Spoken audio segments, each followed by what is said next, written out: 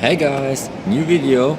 This time I'm sitting in Hakata at the train station and I'm waiting for the Shinkansen. It's in between the videos of the Hiroshima vlog, but I have to wait some time, so I thought like, yeah, let's do this little video. Well, it won't be little, it will be very big, but whatever. Some of you might remember my video about top 3 things I don't like about Japan, and I had to take it offline because there were so many like negative critic things where I just thought the people haven't seen the video, they just like read the title, Japan, and don't like and dislike. Nope. Read the video description or watch the video. Just don't like read the video title, Japan, and negative criticism, dislike. That's not how it works, children. Please. I think I mentioned so many times that I love Japan. And in this video I will present you 10 things, top 10 things I like or even love about Japan. They're not in any specific order, they're just like thrown out, and as the first video, it's my own personal opinion.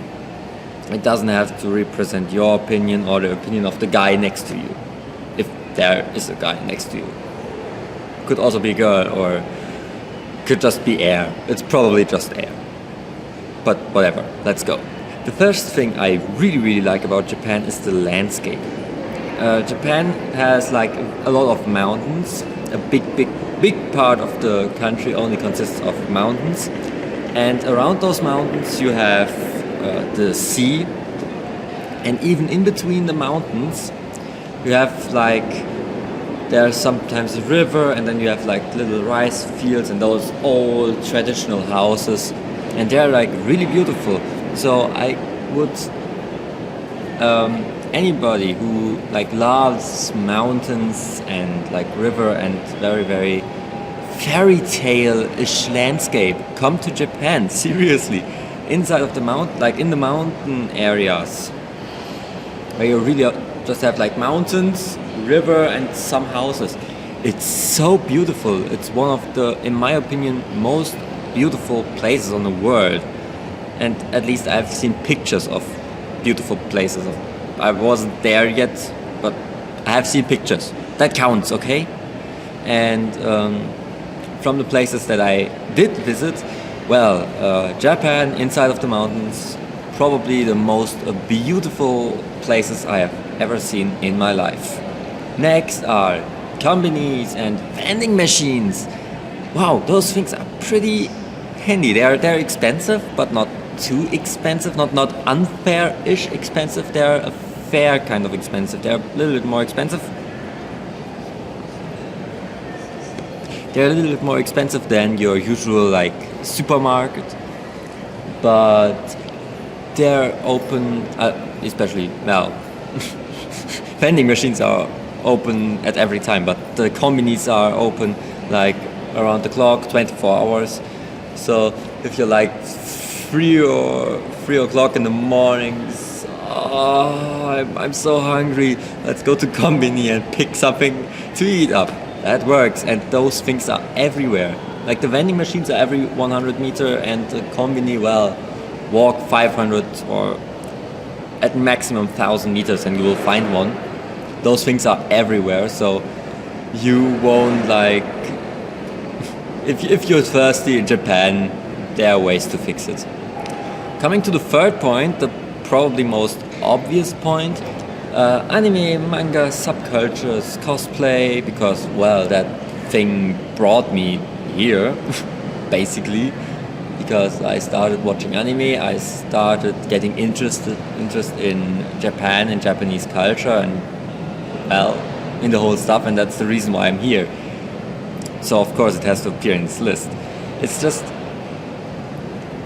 compare it to normal videos or movies. I think some of the stories in anime and manga are way more interesting than in your traditional real series. Like there are a lot of series that aren't really that good in my opinion, and in anime and manga there are still some very very bad series, but not that many. And my camera says I have to charge the battery. I have a charged battery with me, phew. But it could be I have to cut in a few seconds. It's just the stories are most of the time more interesting in anime and manga. For example, Clannad or Charlotte, two very very great examples of very very good anime. Or if you want Sword Art Online, even though not everybody likes this one, like Sword Art Online, some love it, some hate it. I like it. That's also an opinion, I think. Okay, whatever.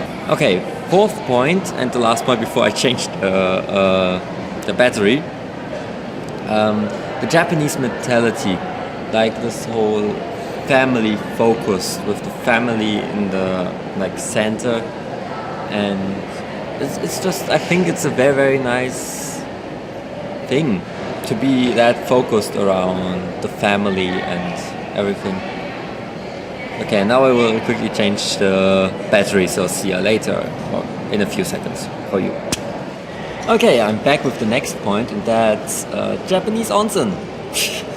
Sorry, those things are really relaxing. Like on Japanese onsen are like around 40 degrees water temperature, and it's just very very nice after a long and hard day of traveling around or doing nothing, like in my case.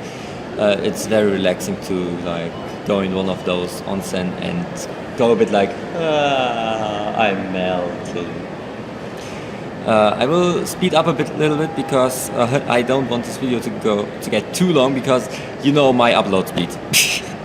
Okay, the next points are traditional houses and hotels like Ryokan. I just love this old Japanese house building type with the rice mats and the paper doors, with the sliding paper doors. It's just like this old traditional thing that's like really beautiful, and I really like that. When you like have those little tables and you sit down on the ground and then yeah, it's just very very nice. And then the absolute top of that are those, what are they called, Kotatsu, where you have like one of those tables and then a futon, and underneath there is a heater, and then you can like put your legs under the table and they get heated, and it's so like sleep. It's very very nice. The next point being the Japanese language. Even though it's very very very hard to learn, like seriously, this language, if you want to start learning Japanese, you need some serious guts. Like this language is hard and difficult and hard. I mean, just think about those, how many kanji are out there? Is there even a person alive who knows how many kanji exist? Like around 15,000 or 10,000? A lot. I mean, I talked to some of my teachers. Oh, have you start to do some now when I want to make the video here? Wait a second. Okay, it stopped for now, so I will just continue.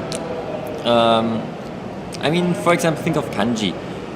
Not only you have like those 10 trillion kanjis, and even some Japanese people don't even know all of them or can write all of them. Like I asked one of my teachers, and the teacher said that she can like read the kanji when she sees it, but when she has to write it, she has no idea. And then to make things even worse, those kanjis have like different readings. Like some kanjis have up to 8 readings. Good luck and have fun learning those. And yeah, it's just a very very hard language. So don't expect to learn it in like 2 years. That's not possible. I'm learning it for now, 2 years, and I'm at the absolute minimum of that I can kind of talk with people here. So just don't expect to like rush through the language and like be able to speak it perfectly after 2 years. That's not going to happen. Probably if you learn your whole life when you're 60, if you're not Japanese and you start like with 20, like, no? If you're Japanese, of course, then that's something different. But if you're like not a native Japanese speaker and you start learning with 20, maybe when you're 60 you can kind of speak as good as Japanese people. So, well, sucks to be, foreigners. The next point is, don't get this offending. Japanese people are in some things just smarter than non-Japanese people.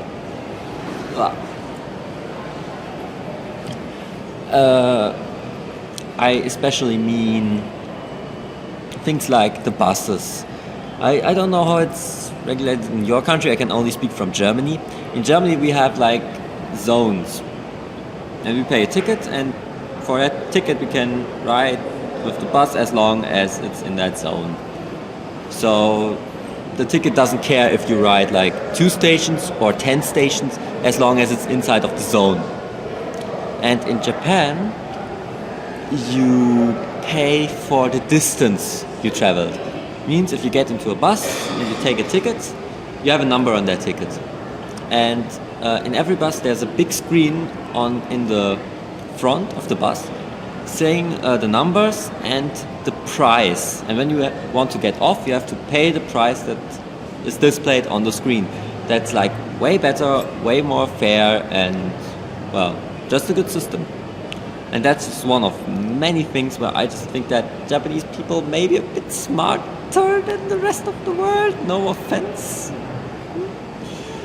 Okay, next one, short and easy, low taxes. I think that one is pretty obvious.